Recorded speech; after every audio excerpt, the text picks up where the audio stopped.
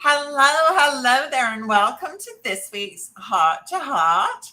Happy Memorial Day to those of you in the U.S. and to all veterans and current servicemen. Thank you for your service. We very, very much appreciate it.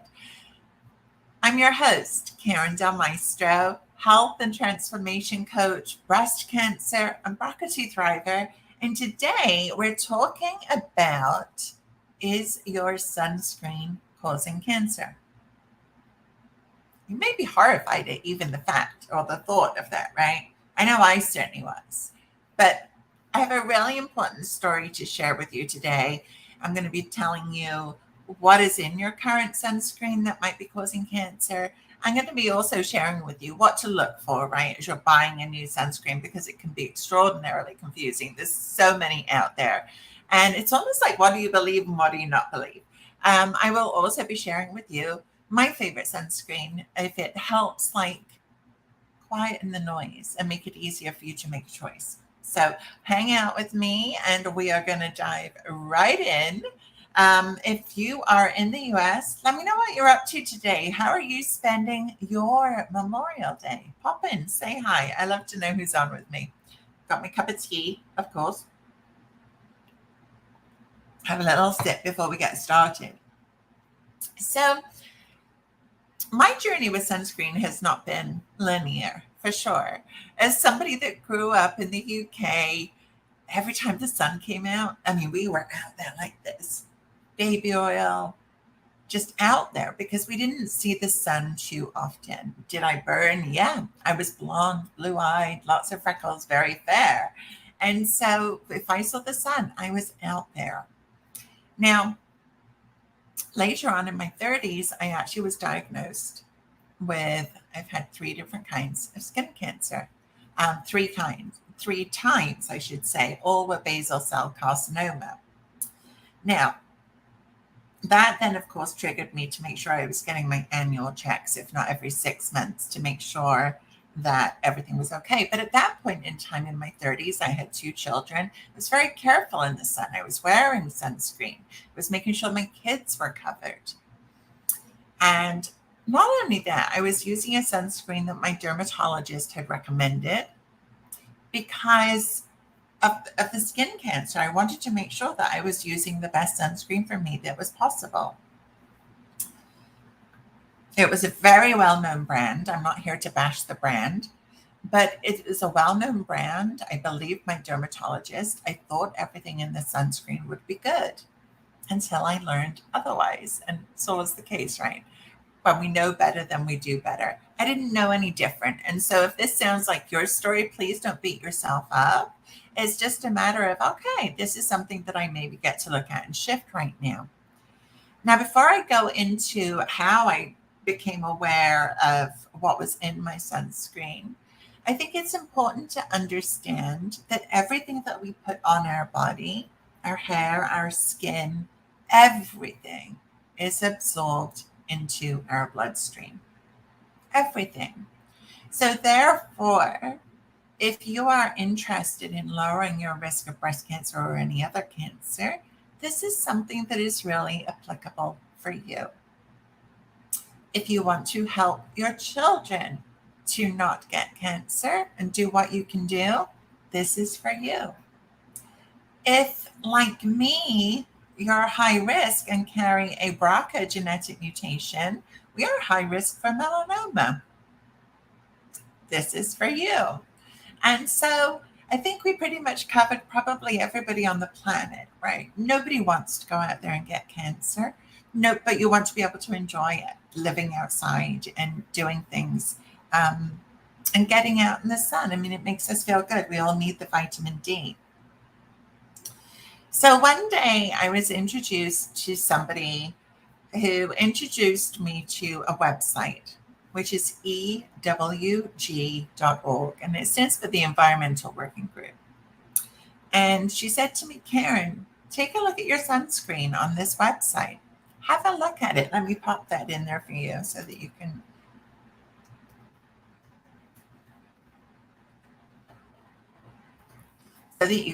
take a look at your own sunscreen.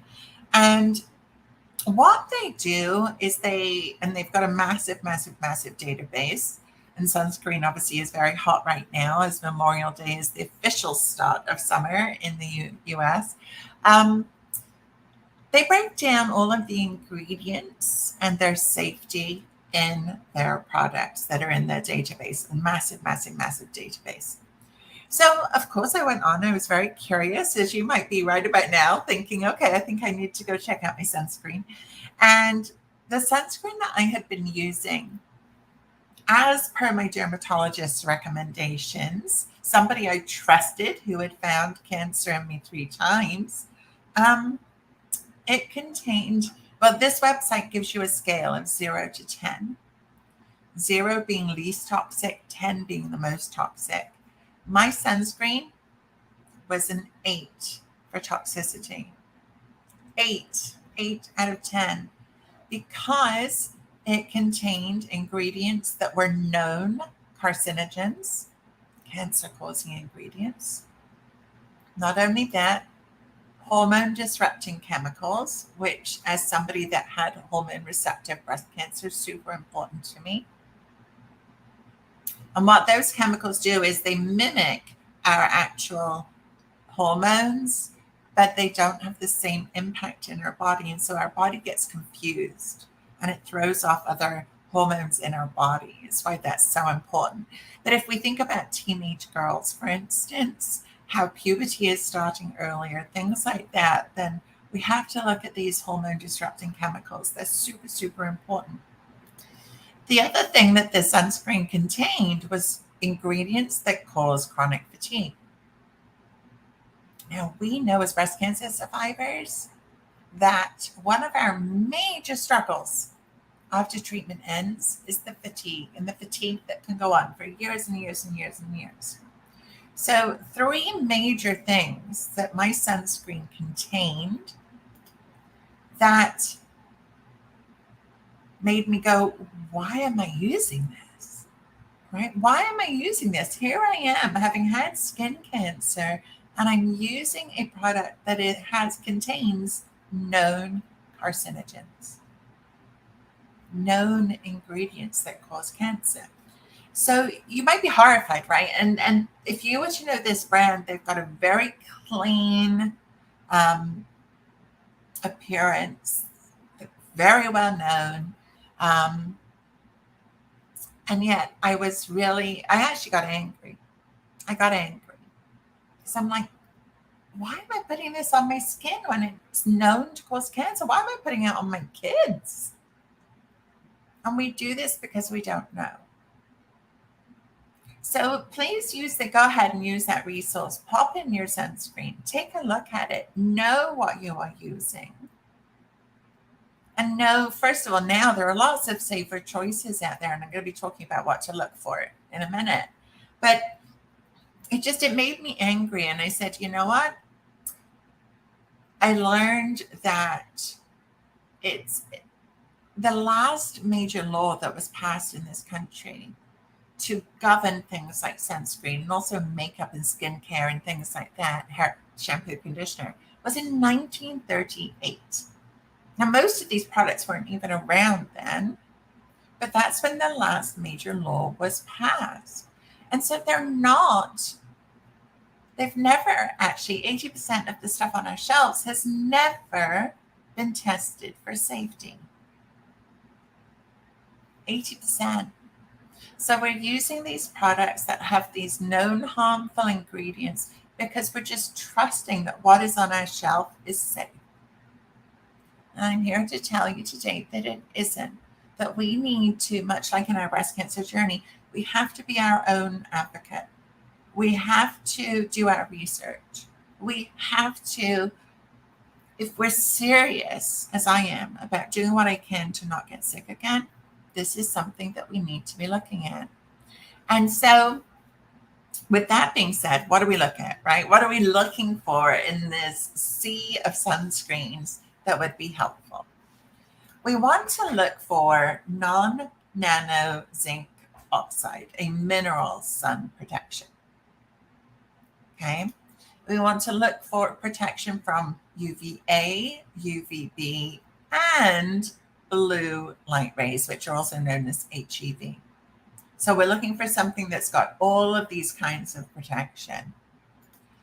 We're looking for no fragrance at all. So all of those wonderful coconut smelly sunscreens that make you feel like you're on a tropical island with a pina colada in your hand, they've got fragrance in them. Fragrance is typically a bunch of chemicals, many of them toxic, many of them harmful, that are put together to create this smell.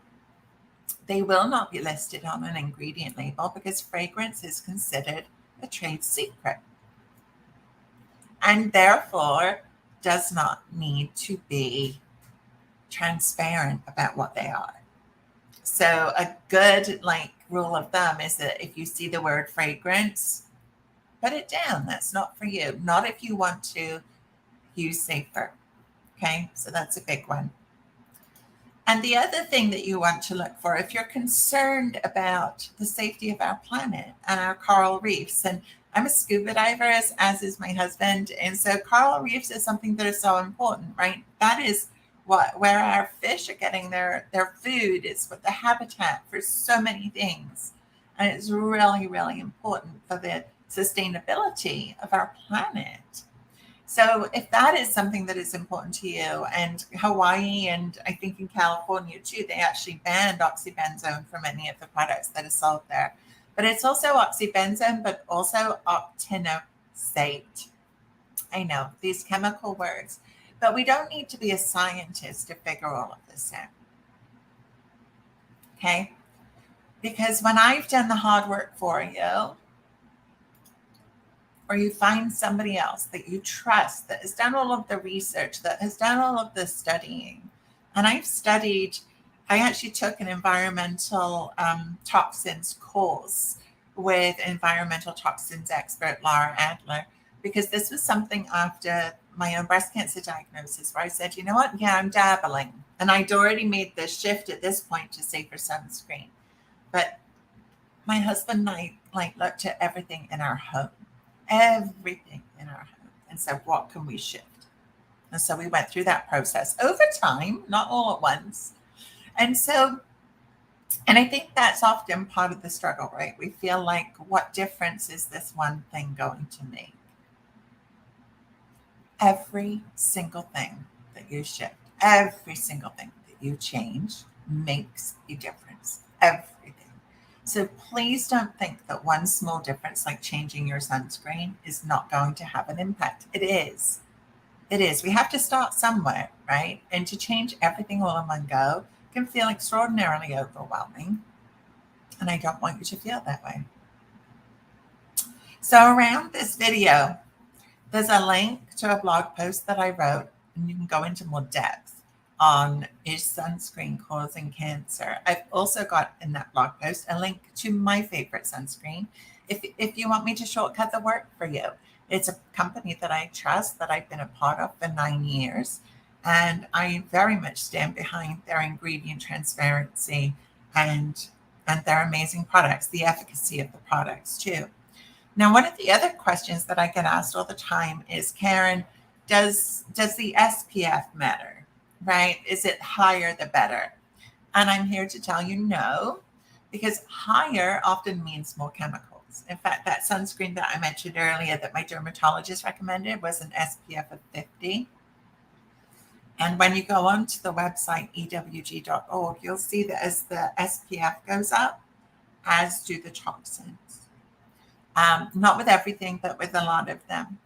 And so what I've learned is that an SPF of 30 is actually the most beneficial, and applying about every 90 minutes to make sure that there isn't a gap is often, what is recommended. And so let me know, is this something that has been on your mind? Is it something that's been, I really should make that shift? But maybe you've been overwhelmed and not sure about which sunscreen to choose. If that's the case, please click the link and go to my blog post, and I go into detail there about the sunscreen that I choose for me, for my family, to keep us safe now, especially now living in Florida, right? Um, and the other thing that I want to talk about is for those of us that are on hormone blocking medication, right? This is also important. If we're using sunscreen that mirrors these hormone disrupting chemicals, right? It mimics our hormones. And so that is counterintuitive when we're on this medication. Now, we are also recommended when we're on hormone blocking medication that we do not go into the sun because it changes how sensitive our skin is.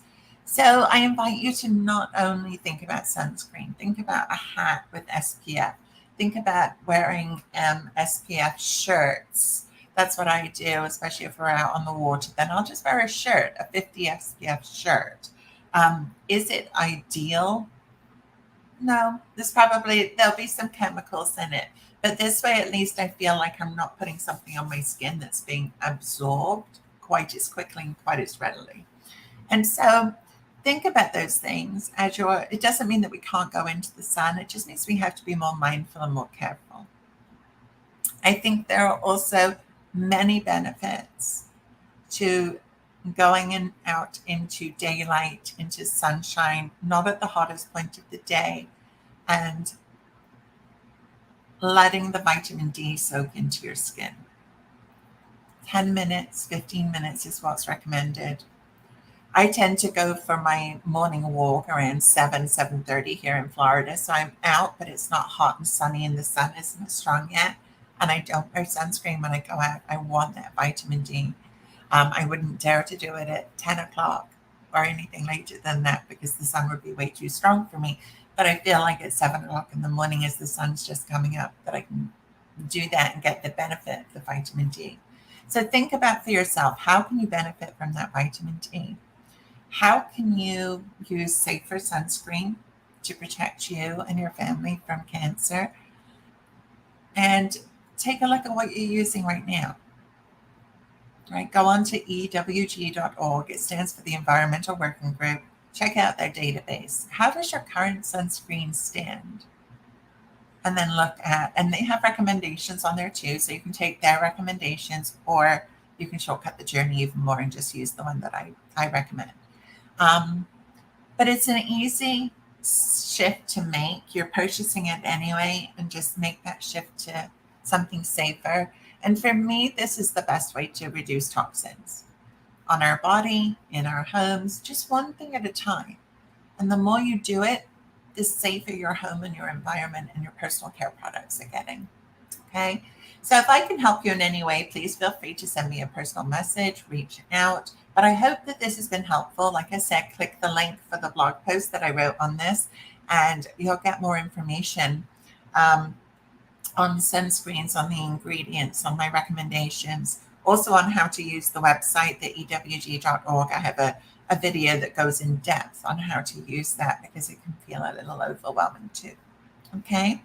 So if you have any questions, like I said, feel free to post them wherever you're watching this video. Feel free to send me a message. I am super happy to help on this. This is a topic that I believe took me on quite the journey after my breast cancer diagnosis, and something that we continue to look at and tweak and keep doing.